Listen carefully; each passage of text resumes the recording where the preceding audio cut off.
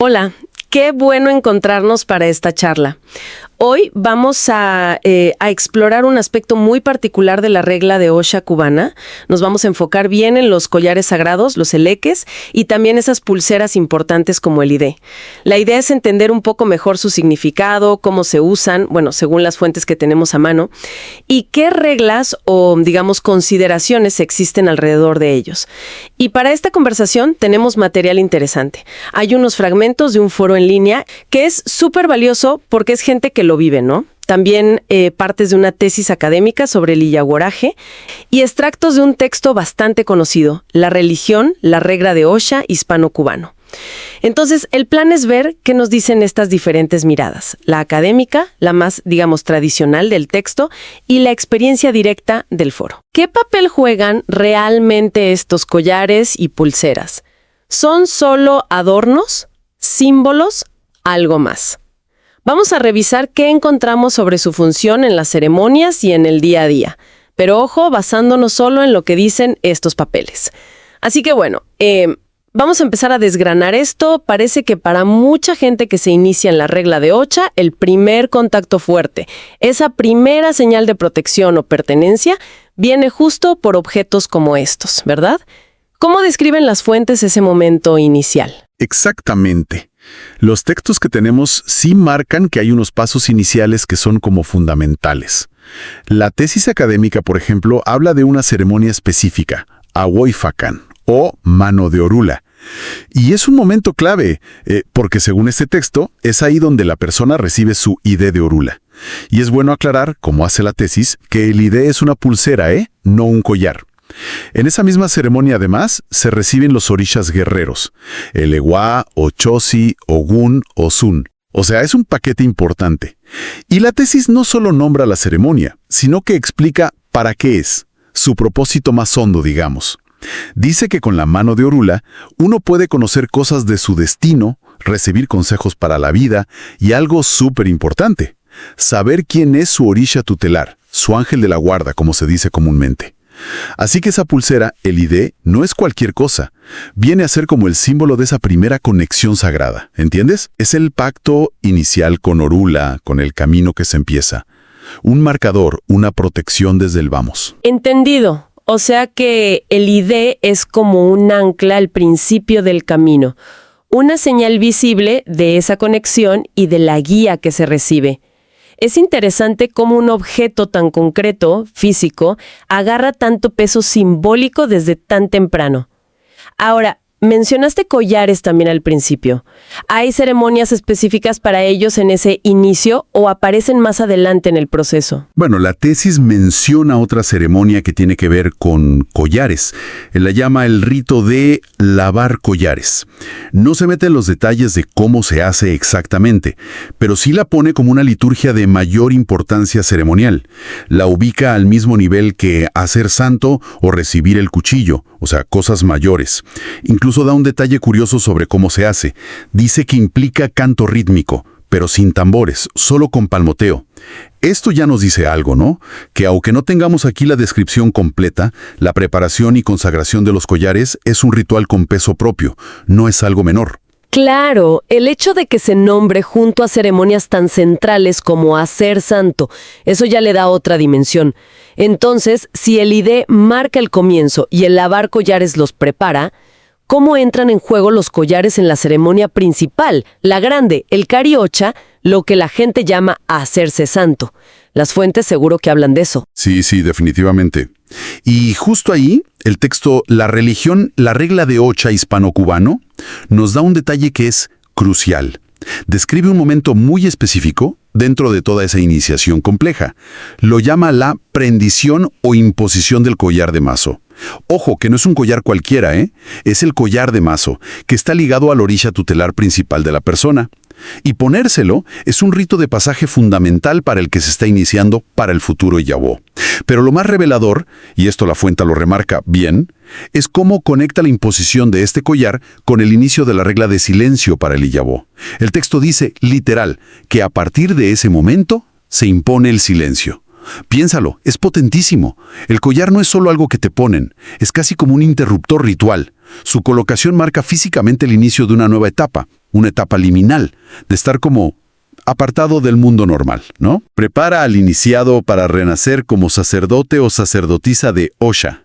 Es un umbral que se puede tocar. Wow, esa conexión tan directa entre el objeto, el collar de mazo, y una regla ritual tan fuerte como el silencio.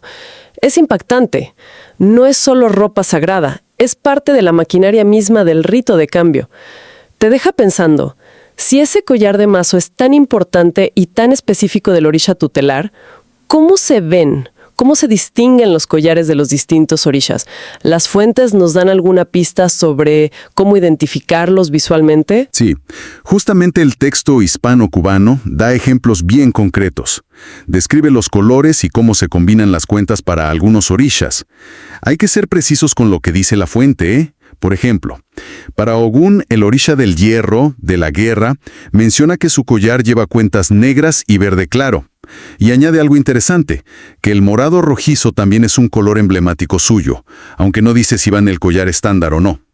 Después, para Oya, la dueña de los vientos del cementerio, describe un collar con cuentas color vino, pero no solo eso, dice que están rayadas de blanco y azul. Y como color emblemático general para ella, nombra el guarabiado, que el texto explica como una mezcla de todos los colores, quizás reflejando su poder sobre tantas cosas, ¿no?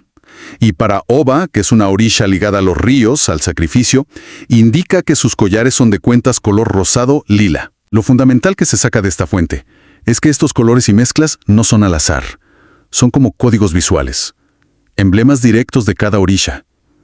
El collar se vuelve una manifestación visible de la energía, de la identidad de esa deidad que te acompaña. Es un vínculo constante. Súper gráfico, sí, como llenar la mondea personal de tu orisha, ¿no?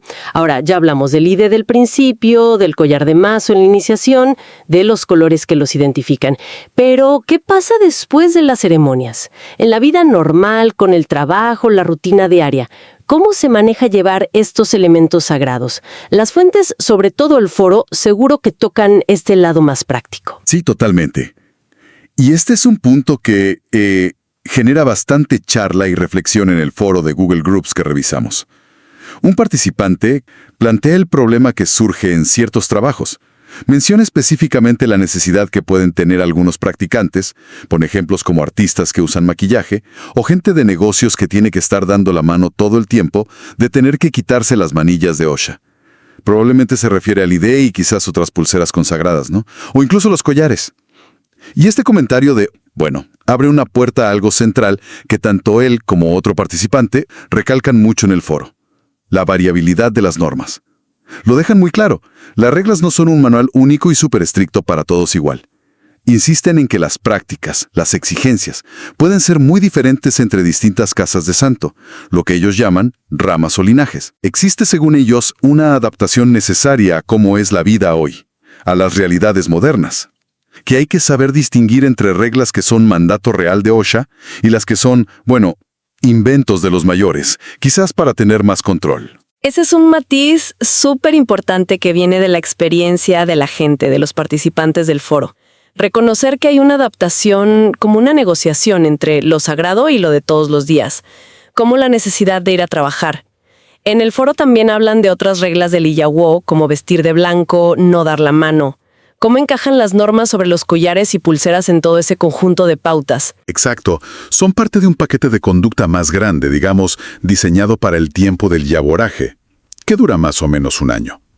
Ese tiempo es de purificación, de aprender, de mostrar máximo respeto a lo sagrado y a los mayores en la religión. Lo de vestir de blanco, cubrirse la cabeza, no mirarse al espejo, no salir de noche, no dar la mano, son todas pautas que se mencionan en esa discusión del foro. Buscan mantener al Yabó en un estado como de recogimiento, de conexión espiritual. Las reglas sobre usar los eleques y el IDE van en esa misma lógica. Pero, y eso es lo que resalta la discusión del foro, incluso estas reglas generales pueden tener excepciones, si están bien justificadas, sobre todo por trabajo. Se habla de pedir permiso a los padrinos para, por ejemplo, poder usar ropa de otro color si el uniforme del trabajo lo pide, o para quitarse un rato los atributos si molestan para hacer la tarea. La clave que sale de esos comentarios es la flexibilidad, pero dentro de ciertos límites, y lo importante que es hablarlo con los mayores religiosos. La perspectiva que da sobre algunas reglas muy estrictas, sugiriendo que podrían ser más para asegurar su misión que por mandato divino. Bueno, eso le añade otra capa de complejidad a cómo se viven estas normas hoy, según esa fuente en particular. Fascinante ver cómo las fuentes nos pintan esa tensión, ¿no? Entre la norma ideal, la tradición de cada casa o rama y las presiones de la vida actual. Parece que no hay una única respuesta, sino como un abanico de prácticas. Precisamente. Si juntas todas las fuentes, te dan una imagen donde estos objetos son increíblemente importantes. Desde el ID, como ese primer lazo de protección y guía de Orula, pasando por los collares que se lavan y consagran, hasta el collar de mazo, tan imponente, que marca el paso a la iniciación y activa el silencio ritual. Los colores nos conectan directamente con Ogún, Oya, Oba y los demás orishas. Pero a la vez, nos muestran que su uso diario no es tan blanco y negro. Está sujeto a interpretación, a la tradición de cada casa y a una adaptación necesaria a las circunstancias de vida del creyente, como el trabajo. La rigidez o la flexibilidad parece que dependen mucho del linaje y del criterio que se aplique. Entonces, si quisiéramos resumir las ideas clave que sacamos de estos textos, podríamos decir que los collares y pulseras, los eleques, el ID, son mucho más que simples adornos. Son, según lo que leímos, marcadores de identidad espiritual. Son vínculos iniciales con el destino y el orisha que te cuida, como el ID de Orula.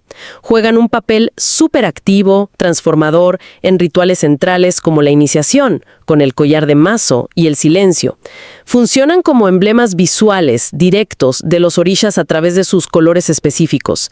Y, algo crucial, su manejo en la vida cotidiana muestra una interacción constante entre las normas religiosas, las tradiciones de cada linaje o rama y las necesidades prácticas del mundo moderno. Hay una variabilidad y una adaptación importantes ahí. Exacto. Lo realmente fascinante es justamente eso, cómo estos objetos tan materiales, ¿no? Unas cuentas en un hilo, una pulsera en la muñeca, se cargan de un poder simbólico y espiritual enorme dentro de este sistema de creencias. Los textos los presentan como puentes tangibles, unen a la persona con su camino espiritual, con la energía específica de su orisha protector, que lo guía, que lo define, y con la comunidad religiosa a la que pertenece. Son recordatorios constantes de un compromiso que se asumió, de una transformación que vivió en la iniciación y de una conexión permanente con lo sagrado, ahí, en medio de la vida de todos los días. Son, en esencia, la fe que se puede ver y llevar puesta. Fuentes, sobre todo el foro, ponen sobre la mesa esas diferencias entre casas, los ajustes por el trabajo, las distintas formas de ver qué tan estrictas son las normas. Nos deja una pregunta como flotando, ¿no? Si esta adaptación ya está pasando, ¿cómo podrían seguir cambiando las prácticas y la forma de ver estos collares y pulseras sagradas en el futuro? ¿Cómo se puede mantener esa esencia espiritual tan profunda, ese vínculo con lo divino, y al mismo tiempo navegar las complejidades del mundo de hoy? Es algo interesante para seguirle dando vueltas, me parece.